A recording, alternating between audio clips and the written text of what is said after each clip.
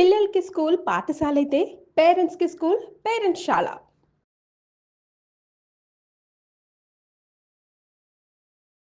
అమ్మవారు దరిద్రాన్ని ఎలా తీస్తుంది అంటే అపాంగైహి, తన చూపుల చేత తీసేస్తుంది. అందుకే ఆవిడికి మీనాక్షి అని పేరు అని చెప్పాను. కనకధారా స్తోత్రం అంత గొప్పది ఎందుకైందో తెలుసా అండి? ఆ స్తోత్రం అంతా లక్ష్మీదేవి యొక్క చూపుల్ని వర్ణిస్తారు. ఒక్క లక్ష్మీదేవిని స్తోత్రం చేశారనుకోండి, ఆవిడ తృప్తి పొందదు. నారాయణుణ్ణి కలపాలి. ప్రతి శ్లోకంలో నారాయణుణ్ణి కలుపుతూ లక్ష్మీదేవిని స్తోత్రం చేస్తారు.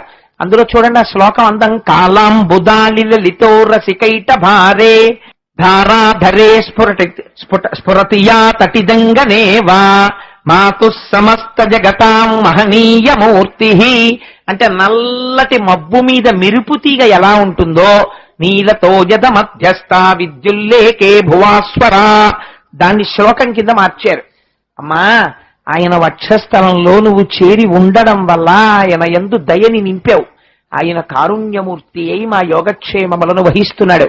తల్లి, నువ్వు ఆయన వక్షస్థలమునందు లేనినాడు ఆయన నిగ్రహానుగ్రహ ప్రదాత అయి ఉంటాడు.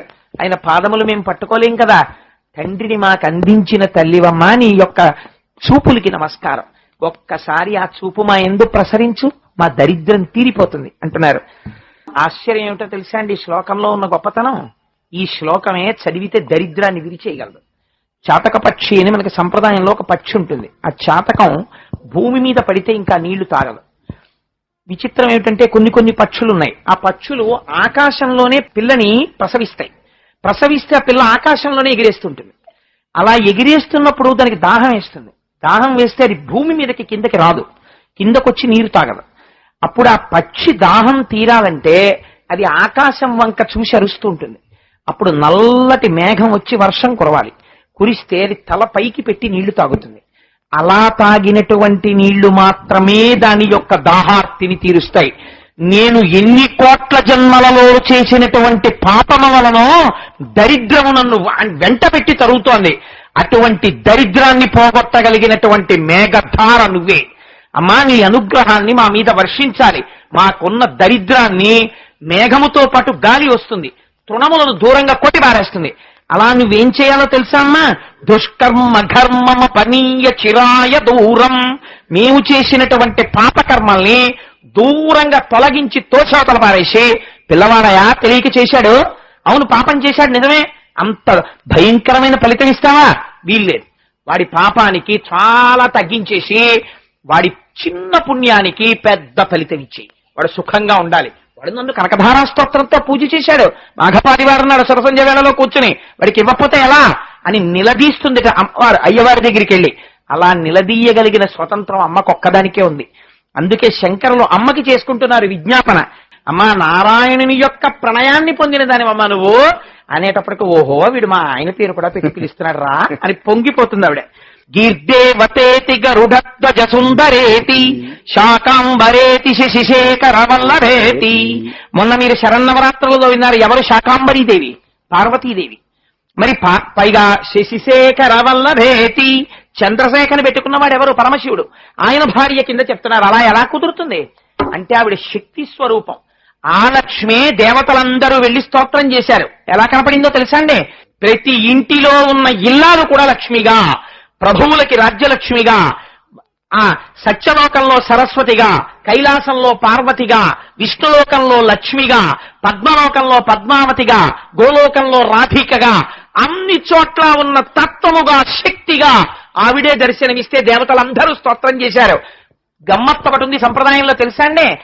సాధారణంగా ఆడపిల్లకి మంచి వరుడు రావాలంటే రుక్మిణీ కళ్యాణం చేస్తారు.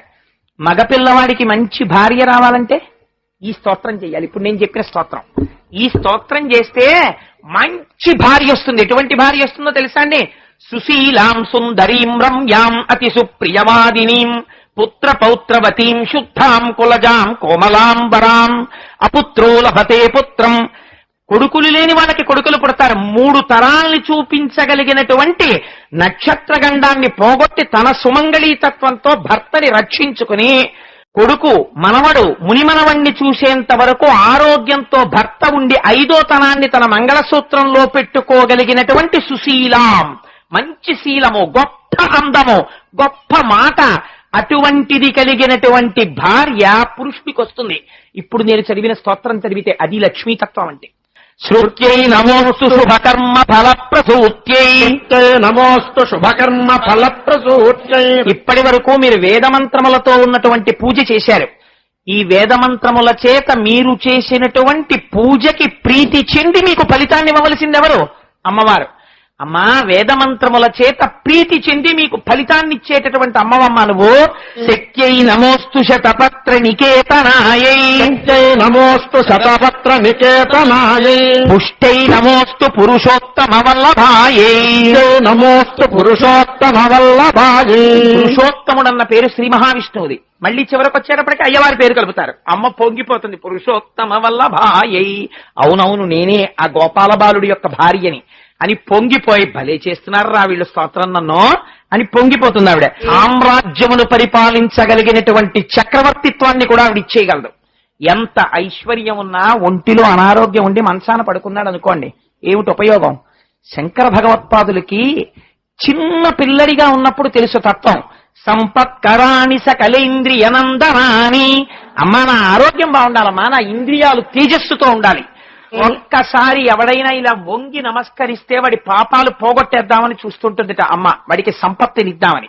ఇందాక మీ అందరూ సుబ్రహ్మణ్య శర్మ గారు చెప్పినప్పుడు ఇలా వంగి నమస్కరిస్తుంటే నాకేమనిపించిందో తెలుసా అండి? మంచి ఎదిగినటువంటి పైరు మీదకో పిల్లగాలు వస్తే పైరంతా ఇలా వంగిందనుకోండి, ఎలా ఉంటుందో అలా మీ అందరూ శిరస్సు ఉంచితే ఒక్కసారి పండడానికి సిద్ధంగా ఉన్న పంట పొలం లక్ష్మీ స్వరూప అయితే నారాయణ స్వరూపమైన భక్తి భావన గాలి చేత వంగినటువంటి మిమ్మల్ని చూసి లక్ష్మీ స్వరూపంగా సభని దర్శించి నమస్కరించాను. అమ్మా, దిగ్గజములు, దిక్కులను మోసేటటువంటి గజములు ఆకాశగంగని పట్టుకొచ్చి పద్మ కింజల్కములను పుప్పుడిని కలిపి స్వర్ణపాత్రలను తమ తొండములతో ఎత్తి నీకు అభిషేకం చేస్తుంటాయి. అటువంటి తల్లివై నా ఇంటిలో నువ్వు స్థిరముగా నిలబడుదువుగాక అని అడుగుతారు. గంగాజలముల చేత అభిషిక్తము చేయబడి తడిసిన వస్త్రంతో అప్పుడే అభిషేకం జరిగిందనమాట అమ్మవారికి. అలా అభిషేకమును పొంది కూర్చున్నటువంటి తల్లి ఎవరున్నదో ఆవిడికి నేను ప్రొద్దున్న లేవగానే ప్రాతర్నమామి, నమస్కరించుచున్నాను. ఎక్కడ ఆవిడ భర్తను వదిలిపెట్టరు. లోకాధినాథ గృహిణీం.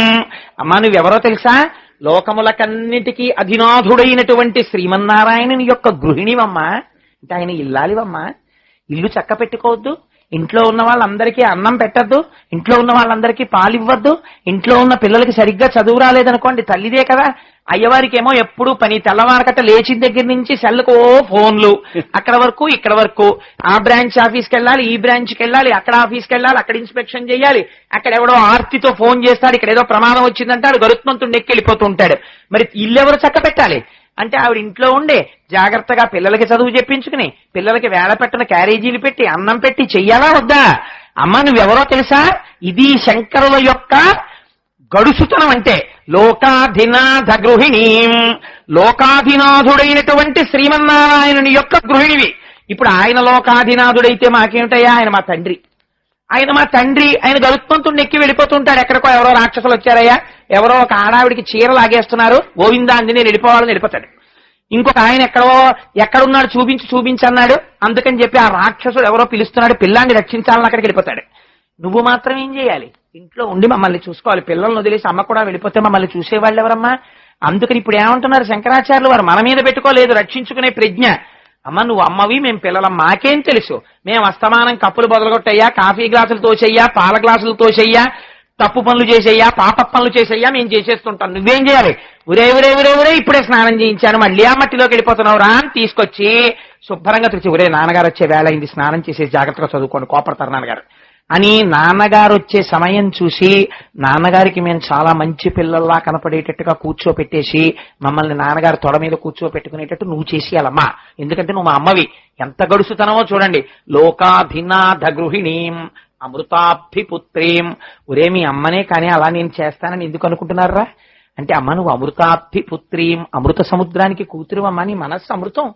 అమృతానికి పుట్టింది అమృతం కాకపోతే మృతం ఎందుకు అవుతుందమ్మా? అందుకని నువ్వు అమృతానివి. ఎంత గడుసుతనంతో వేశారో చూడండి. లొంగిపోకపోతే అమ్మ ఇటువంటి పిలుపుకి ఎలా తట్టుకోగలదండి? అటువంటి స్తోత్రం ఇచ్చేశారు మనకి శంకర భగవత్పాదులు. చెట్టు నీడని బాగా ఎవరు ఎంజాయ్ చేయగలరు? బాగా ఎండలోంచి వచ్చిన వాడైతే. నిర్వాణాయ తరుచ్ఛాయ తప్తశై విశేషత. ఎవడు ఎండ చేత తప్తమయ్యాడో వాడికి చెట్టు నీడ బాగా ఆనందాన్ని ఇస్తుంది. అంతేకాని అమ్మా కోట్లకి కోట్లకి కోట్లకి బెడగలెత్తిపోయిన వాడికి ఇంకో 10,000 రూపాయలు ఇస్తే గొప్ప ఏమిటమ్మా? 10,000 రూపాయలు కటిక దరిద్రుడికి ఇప్పించావనుకో, అమ్మా మా అమ్మ అనుగ్రహం అని పొంగిపోతాడు. కాబట్టి నీ అనుగ్రహం పొందడానికి అసలు నిజమైనటువంటి యోగ్యత ఉన్నవాడెవడో? పరమ దరిద్రుడు.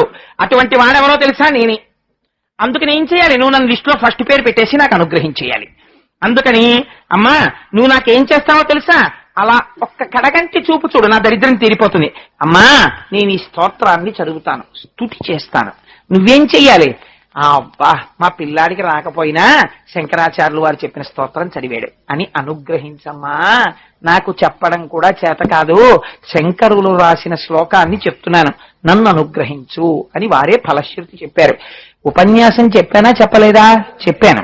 ఎందుకు చెప్పాను? లక్ష్మీదేవి కళ్యాణం అయిపోయింది, లక్ష్మీదేవి పూజ చేశారు.